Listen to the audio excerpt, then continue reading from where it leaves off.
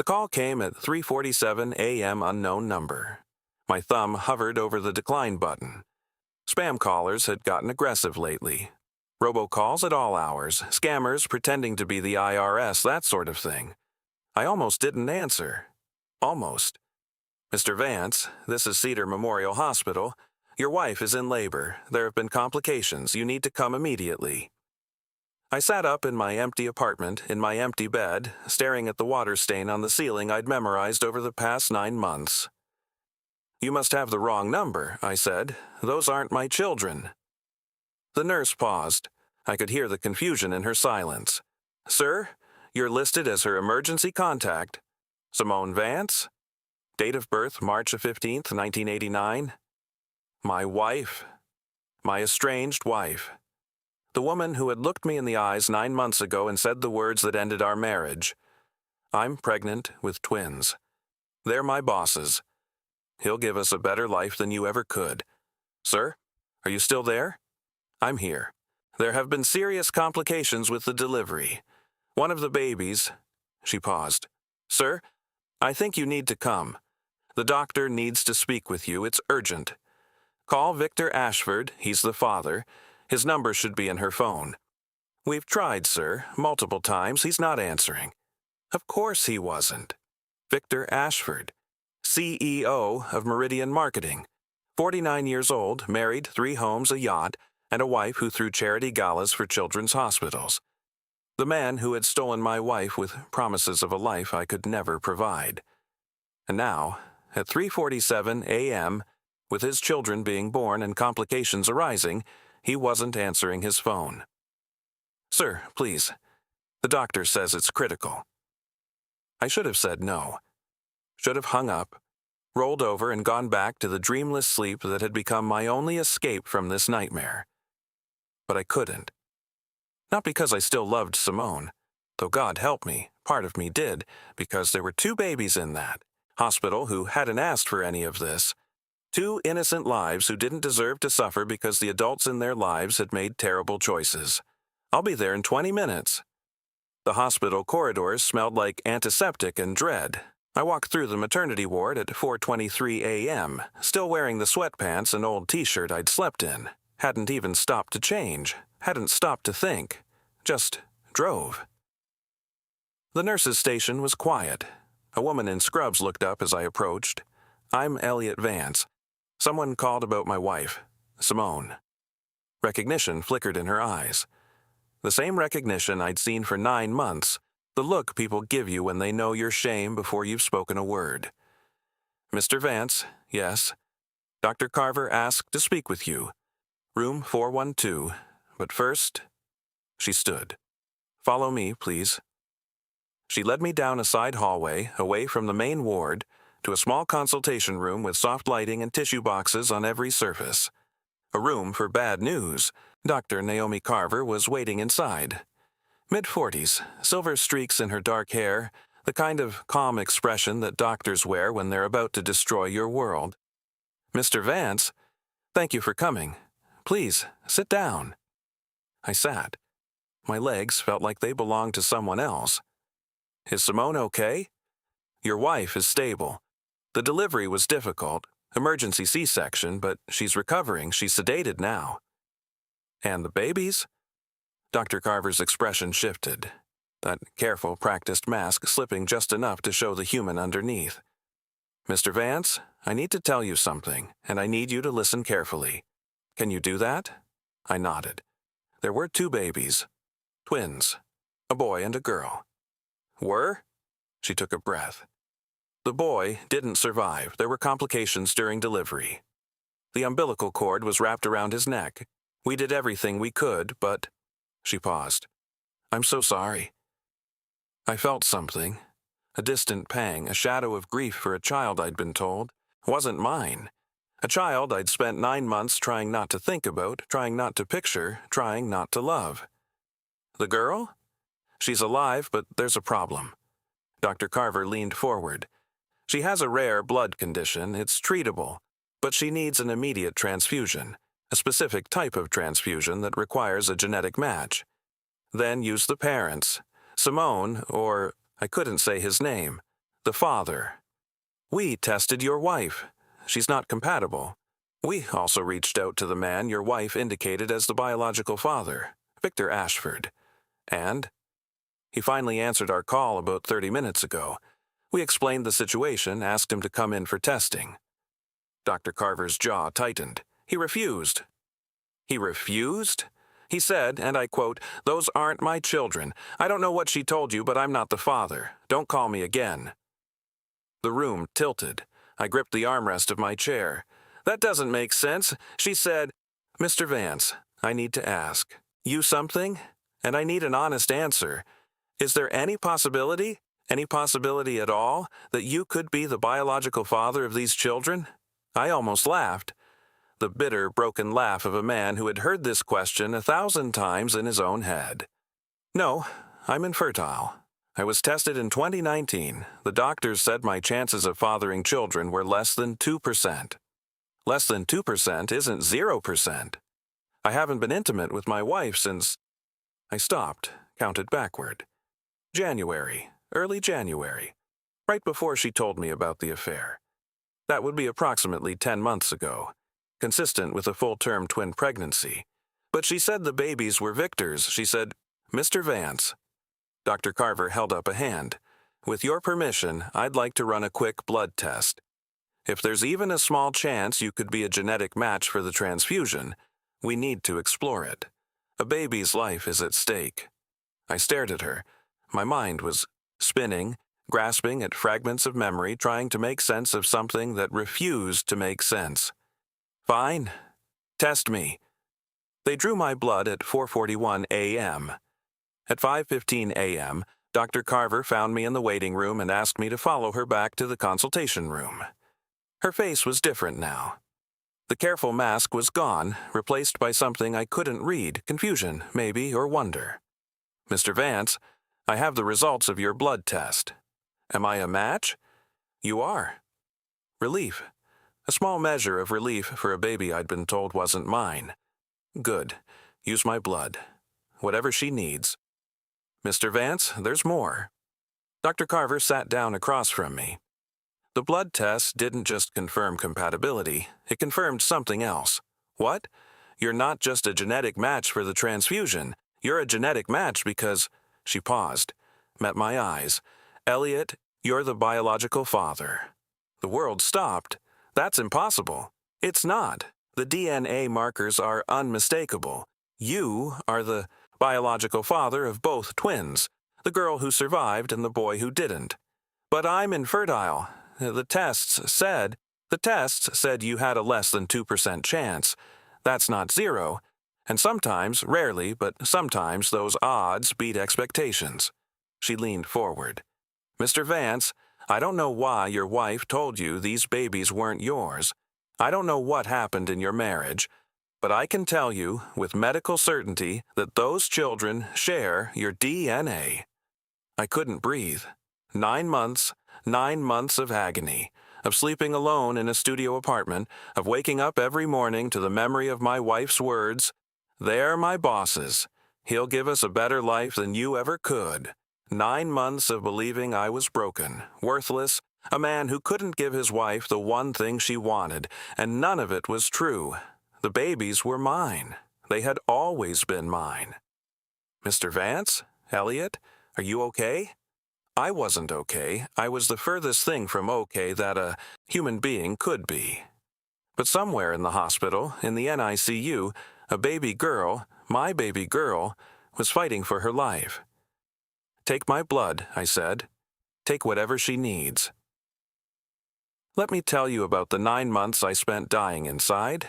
My name is Elliot Vance. I was born in 1986 in Portland, Oregon, only child of Frank and Ruth Vance. My father was a postal worker. My mother was an elementary school teacher. We weren't rich, but we were happy. They showed me what a good marriage looked like, 37 years together before my father passed in 2021. I became an accountant, not glamorous, but steady. I liked the order of numbers, the way they always added up if you were careful enough.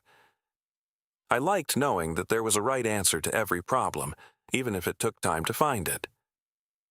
I met Simone Hartley in 2014 at a friend's birthday party. She was 25, working as a marketing coordinator, dreaming of bigger things. She had this energy about her, this magnetic confidence, that made everyone in the room want to be near her. I fell hard. We all do when we're young and stupid and can't tell the difference between charisma and character. We married in 2016. I was 30, she was 27. Nice ceremony at a vineyard outside Portland. Her parents didn't approve of me. I wasn't ambitious enough, wasn't wealthy enough, wasn't enough. But Simone insisted. She said she loved me for who I was, not what I could give her. I believed her. For the first 2 years we were happy. We bought a small house in a decent neighborhood. We talked about the future. Kids, mostly. We both wanted them. 2 or 3, house full of noise and laughter and love. In 2018, after a year of trying with no success, we went to a fertility specialist. The news hit me like a truck. Mr. Vance, your sperm count is severely low. Combined with motility issues, your chances of natural conception are less than 2%. There are options. IVF, donor sperm. But I want you to understand the reality. The reality was that I was broken. Less than a man, unable to give my wife the one thing she wanted most in the world. Simone said it was okay, said we could explore other options, said she loved me no matter what. But something changed after that diagnosis. She started working later, spending more time at the gym, taking more interest in her appearance, new clothes, new hairstyles, new attention to makeup she'd never bothered with before. In 2020, she got a new job at Meridian Marketing. Better salary, better title, better future. Her boss was Victor Ashford, the CEO. She talked about him constantly, how smart he was, how successful, how he was going to help her career. I was happy for her, proud of her. I didn't see what was happening right in front of my face. February 14th, 2024. Valentine's Day. I came home from work with flowers and a reservation at her favorite restaurant. I'd been planning it for weeks, a romantic evening. Chance to reconnect after months of feeling distant.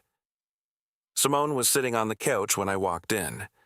She wasn't dressed for dinner. She was wearing sweatpants and a t-shirt. Her hair pulled back, no makeup. "We need to talk," she said. Those 4 words. The 4 words that end marriages. I sat down, put the flowers on the coffee table between us. "I'm pregnant," she said. "Twins." For one beautiful, impossible moment, I felt joy. Pure, overwhelming joy. After years of being told it couldn't happen, after accepting that I would never be a father. "They're not yours." The joy died. "What?" "I've been seeing someone for almost a year. I'm sorry, Elliot. I didn't mean for it to happen, but..." She took a breath. "It's Victor. We're in love. And he can give me the life you never could." I couldn't speak, couldn't move, couldn't process what I was hearing. He's leaving his wife. We're going to be together. He has houses, Elliot, multiple houses, a yacht. He knows people, opens doors. He can give these babies everything, private schools, trust funds, opportunities you and I could never dream of. "You're leaving me." "Yes." She said it simply, factually, like she was discussing the weather. "I know this is hard, but I've thought about it and it's the right decision. For me, for the babies, for everyone." "For everyone?" "Elliot, be realistic. You couldn't give me children. You can barely give me a decent vacation. Victor can give me the world." I should have screamed, should have thrown things, demanded answers, fought for my marriage. But I didn't. I just nodded. "Okay." That's all I said. One word, the only word I had left. "Okay?" She seemed surprised, like she'd expected a fight. "If that's what you want." My voice was hollow, empty. "I'll move out this weekend." "Elliot, I hope he makes you happy, Simone. I really do." I stood up, picked up the flowers, walked to the kitchen and threw them in the trash. Then I went to the bedroom, packed a bag, and left. 9 months. That's how long I spent in that studio apartment above a dry cleaner, listening to the hum of industrial pressing machines and wondering where my life had gone wrong. I didn't fight the divorce, didn't contest anything. She wanted the house? Fine. The savings? Take it. The life we'd built together? All hers. I had nothing left to fight for. My mother called every week, begging me to snap out of it. My friends staged interventions that I politely declined. My therapist used words like depression and grief and need to process. I didn't want to process. I wanted to disappear.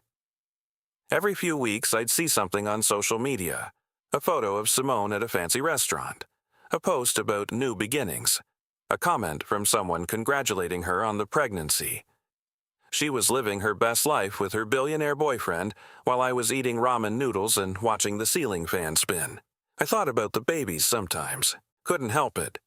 2 little lives growing inside the woman I'd loved for 8 years.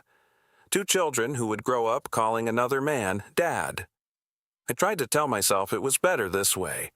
That Victor could give them things I never could. That I was doing the noble thing by stepping aside. But late at night, in that empty apartment, the truth would creep in. I wasn't being noble. I was being a coward. I was giving up on my marriage, on my future, on myself. Because a doctor had told me I was broken, and I believed him. Less than 2% isn't 0%. But I didn't know that then. I didn't know anything. The transfusion took 3 hours. I sat in a chair next to the NICU, a needle in my arm, watching my blood flow through a tube toward a machine that would clean it, filter it, and send it to my daughter. My daughter? I still couldn't say the words out loud, couldn't wrap my mind around the reality that the baby in that incubator, tiny, fragile, fighting for every breath, was mine. She had my nose. Even through the glass, even with all the tubes and wires, I could see it. The same slightly crooked nose I'd inherited from my father, who would never meet his granddaughter, my son, who would never meet anyone. Mr. Vance? A nurse appeared at my side, young, kind-faced, with tired eyes that had seen too many nights like this one.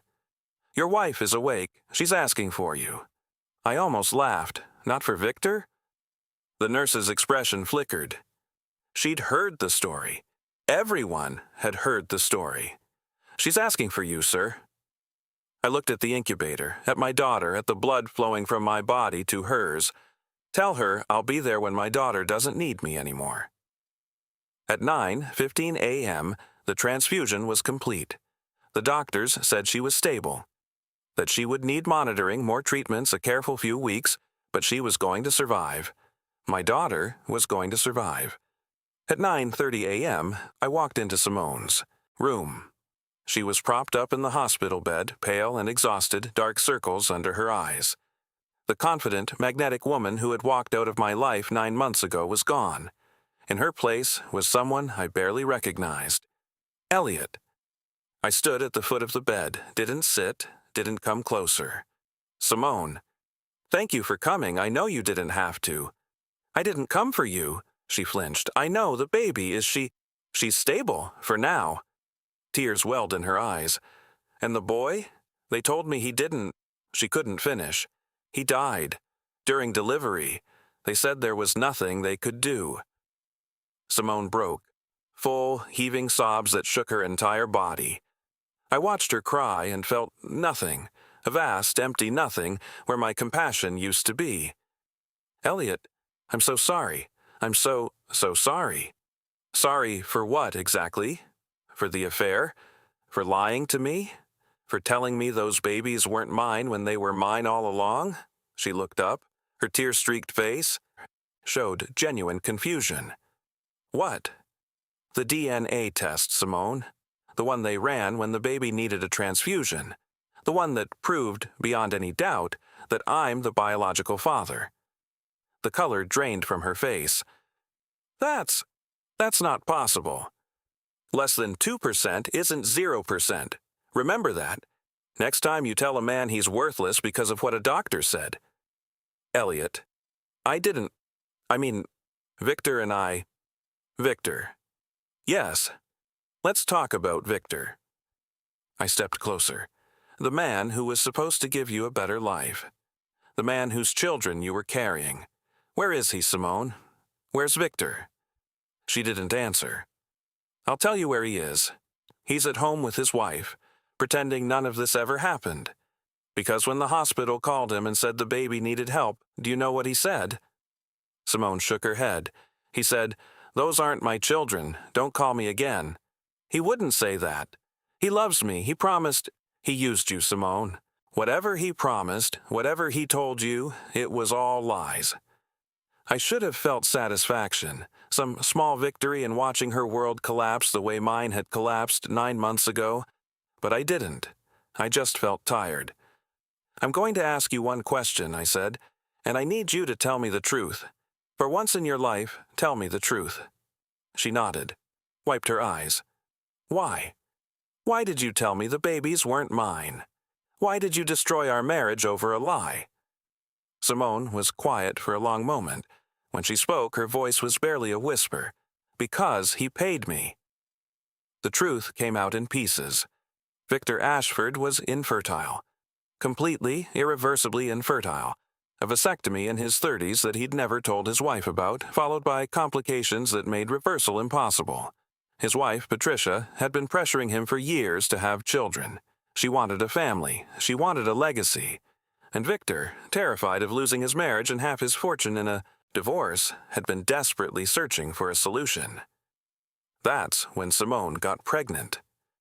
"I didn't even know I was pregnant at first," she said, staring at the hospital blanket. "When I found out, I was scared. I thought you would be happy. I thought maybe the doctors were wrong. So, why didn't you tell me? Because Victor found out first. I don't know how. Maybe he saw the test in my purse, or overheard me on the phone with my doctor. But he came to me with an offer. An offer. $200,000 cash. If I told you the babies were his, if I left you and let him claim them as his own, if I helped him convince his wife that he could still father children," she laughed bitterly, "he was going to present them to Patricia as a miracle, a sign that their marriage was meant to be." I couldn't believe what I was hearing.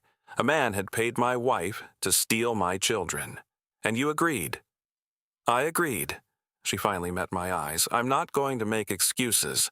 Elliot, I was tired of struggling, tired of worrying about money. Victor offered me a way out, a house, a lifestyle, security for me and the babies. All I had to do was lie.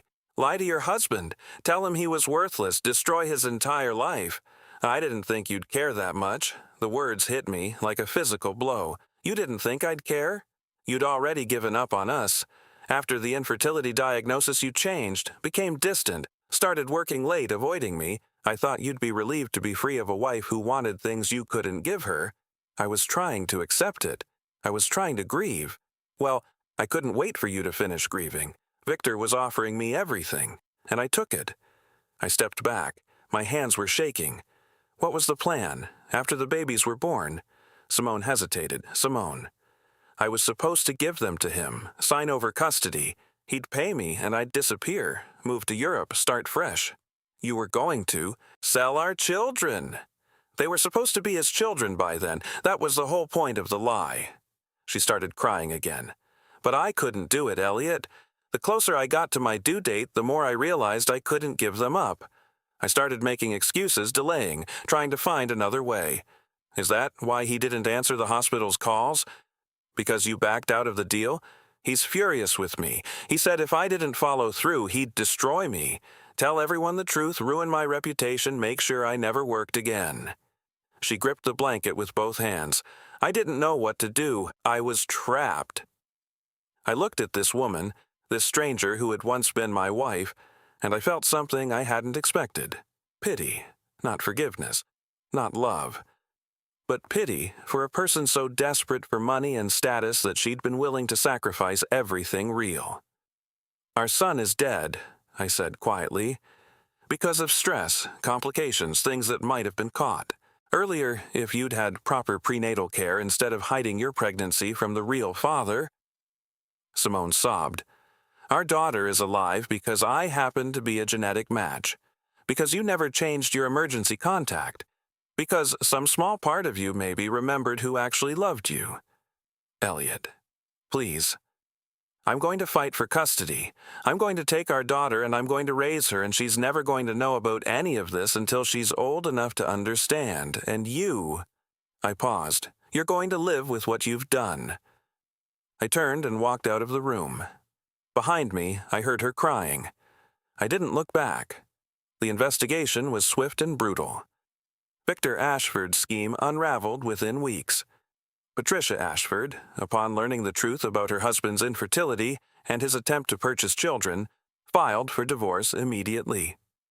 The prenup she'd signed was rendered void by his fraud, and she walked away with 60% of his assets.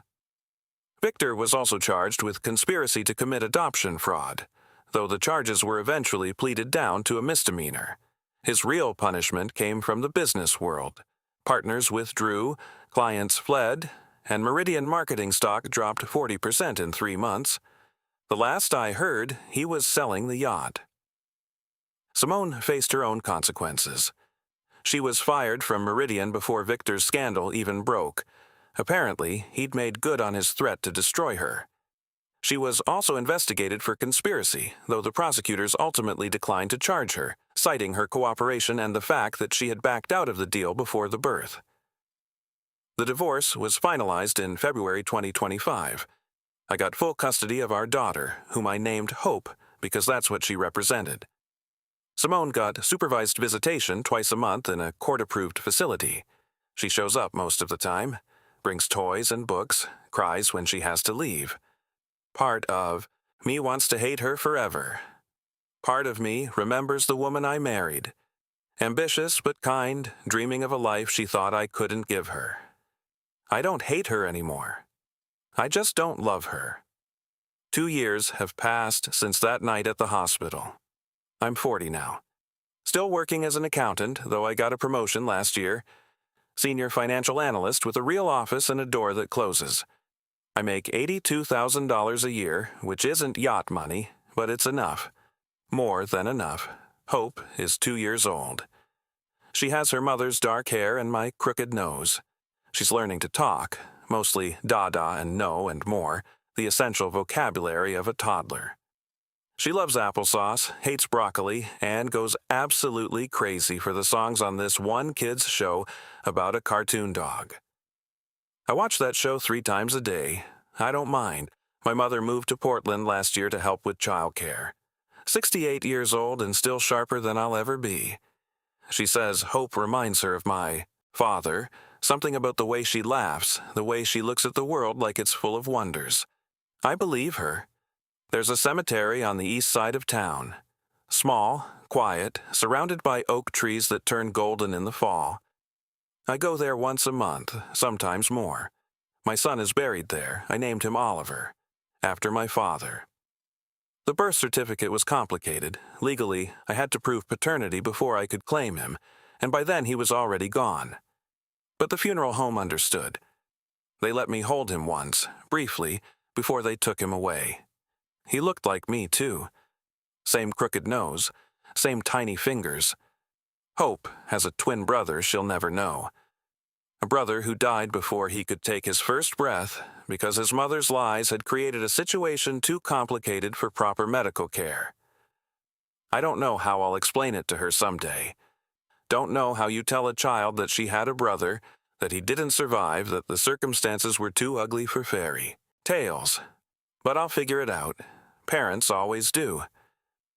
I visit Oliver's grave every Sunday. Hope comes with me now, though she doesn't understand. She just knows that Sunday means a drive to the pretty place with the big trees, and Daddy gets quiet for a while and then we go get ice cream. Rituals matter. That's what my therapist says. Rituals help us process grief, honor what we've lost, and find a way forward. Last Sunday, Hope toddled over to the headstone. Just a small marker, gray granite with Oliver's name and a single date, and patted it with her tiny hand. Dada?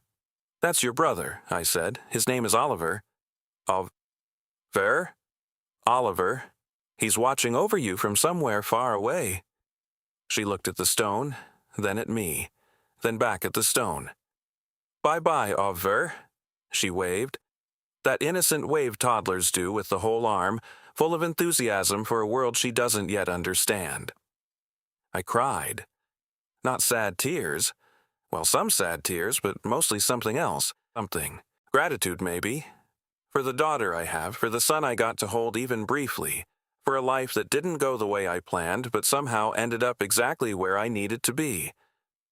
I got a letter from Victor Ashford 3 months ago. Handwritten. 5 pages. An apology, sort of. He said he was sorry for the way things unfolded, for any pain that resulted from my decisions, for the unfortunate circumstances that led to your son's passing. Unfortunate circumstances. Like my son's death was a weather event, something that just happened without cause or blame. I burned the letter. Some apologies aren't worth accepting. I think about that phone call sometimes. 3:47 a.m. unknown number. The call. I almost didn't answer. If I had declined, if I had rolled over and gone back to sleep, my daughter might have died. The hospital would have kept trying to reach Victor, would have eventually found another solution, but maybe not in time. Maybe the delay would have been too long. Maybe I would have learned the truth about my children only after it was too late to save either of them. One phone call, one decision, one moment where I chose to show up, even when I thought I had nothing to show up for. That's what fatherhood is, I've learned. It's not about being perfect or wealthy or having all the answers. It's about showing up. Again and again, even when it's hard, even when you're tired, even when you don't think you have anything left to give. You show up. And sometimes, when you least expect it, you discover that everything you thought you'd lost was waiting for you all along. Hope is sleeping now. I'm sitting in the living room of our small apartment, watching the sunset through the window, thinking about everything that's happened. My wife betrayed me, my son died, my life fell apart, and yet I'm happier now than I was before any of it happened, not because of the tragedy, never because of that, but because of what came after. I have a daughter who loves me unconditionally, a mother who flew across the country to help me raise her, a career that pays the bills and leaves time for bedtime stories, a life that isn't fancy or impressive, but is mine. Fully, completely mine. Simone wanted more. Victor wanted more. They schemed and lied and manipulated because they thought more was the answer. More money, more status, more of everything the world told them they deserved. But more isn't the answer. Enough is the answer. Having enough, being enough, giving enough. I am enough. It took me 38 years and more pain than I thought I could survive to learn that lesson. But I learned it. And I'll spend the rest of my life teaching it to Hope. Thank you for listening. Share this with someone who needs to hear it. A man who's been told he's not enough. A woman facing betrayal from someone she trusted. Anyone who's ever stood at a crossroads wondering whether to answer the phone. Answer the phone. Show up. You never know what's waiting for you on the other side.